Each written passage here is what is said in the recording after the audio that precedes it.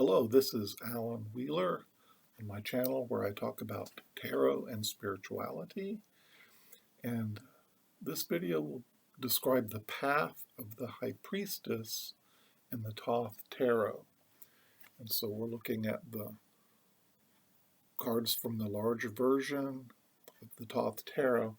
A lot of my information comes from this book, Understanding Aleister Crowley's Thoth Tarot by Lon Milo Duquette. And we're also looking at the Tree of Life. That's the basis for the Thoth system. And so we're looking at this pathway that goes from Sephiroth 1 to number 6 here. And this is the pathway of Atu 2. I'm probably massacring the pronunciation of these words, so forgive me for that. But this is the pathway of number 2, the Priestess, moving from 1 to 6. So 1 represents the aces, and this is Kether, the crown, or the monad, the unity at the source of all things. And it moves to number 6, which is Tiferet, and it represents beauty, balance, and the sun here. So this is the heart center of the kind of the psychic body of the chakras there, and it's the direct reflection of Kether, which explains why it's considered the balance and the center and the harmony here. Again, associated with the sun and that solar energy. So the Priestess is of the planetary trump of the moon that's noted on the card itself. But she's the only path that, and I've drawn an orange line here marking the abyss. So she's the only path that crosses that abyss here, according to the book that I took my notes from. And so this from Kether here. And so the only path coming from Kether that crosses the abyss. And so the camel is seen crossing the desert of the soul, so to speak, and going from the archetypal to the formative worlds. Her veil, seen it as this network of synthetic projected geometry,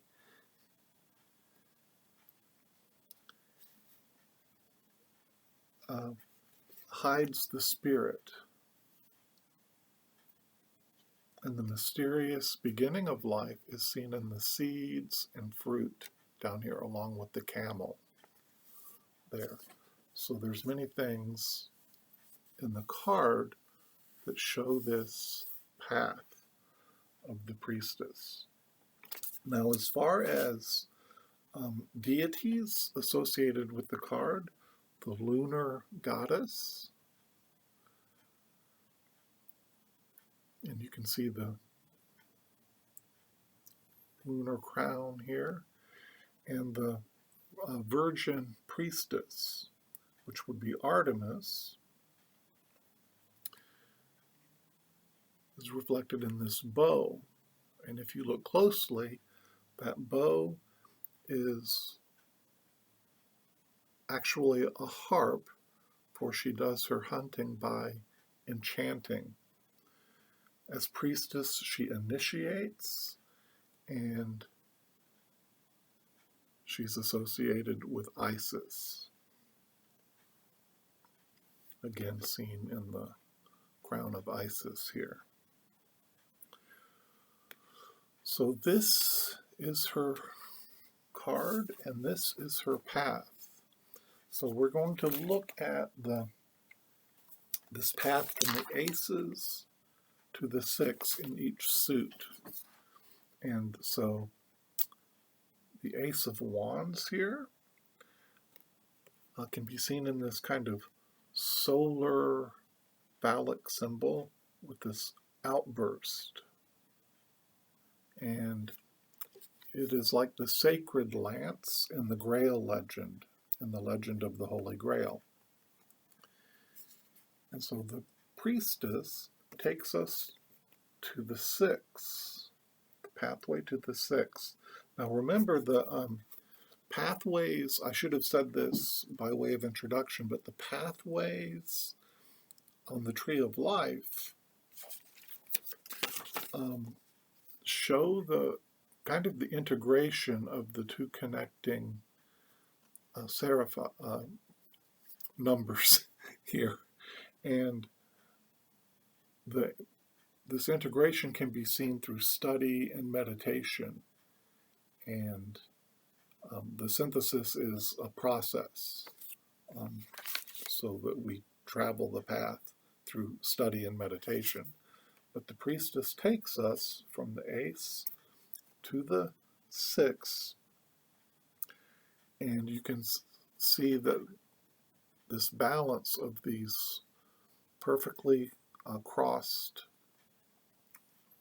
scepters or wands, and there are 2 with the lotus, 2 with the phoenix, and 2 with the caduceus. And they're crossed much like this network of her veil as well. And the card shows victory, bringing that victory. The Ace of Cups takes us to the 6 of Cups, and again we see them arranged in this balanced hexagonal pattern. And these are also connected, but this time in the kind of flowing interconnection of the lotus vines, but again reminiscent of that veil which hides the spirit and the mysterious beginnings of life here. This card is called Pleasure, and it again represents harmony and fulfillment in the relational and emotional realm of the cups. Again, that pathway from the 1 to the 6 in the sword suit. The blade, as we know from tarot study, the blade often cuts through the crap, so to speak, and can represent discernment. But the hilt is of Venus, so indicating that the motivation is love here. So the sword of conflict and analysis, critical thinking, brings us to the balanced 6. And again, that heart center, that beauty, that balance. Here we can see the rosy cross at the center. And this is depicted on the back, the center of each card back as well. And again, we see discernment and understanding and more of a synthesis as the ideas or the communications or the conflicts represented by that sword suit come together there. Finally,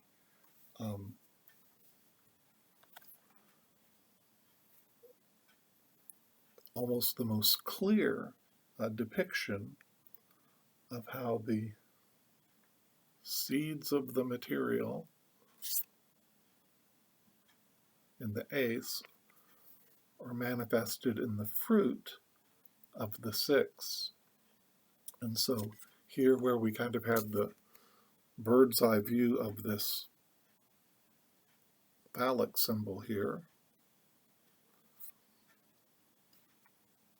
and we see the perfectly balanced and stable reward. This card is called Success. So we see that reward coming here, and Crowley said that the father in the ace, that Kether, is reflected in the sun, S-U-N, of the six. And so we have success here.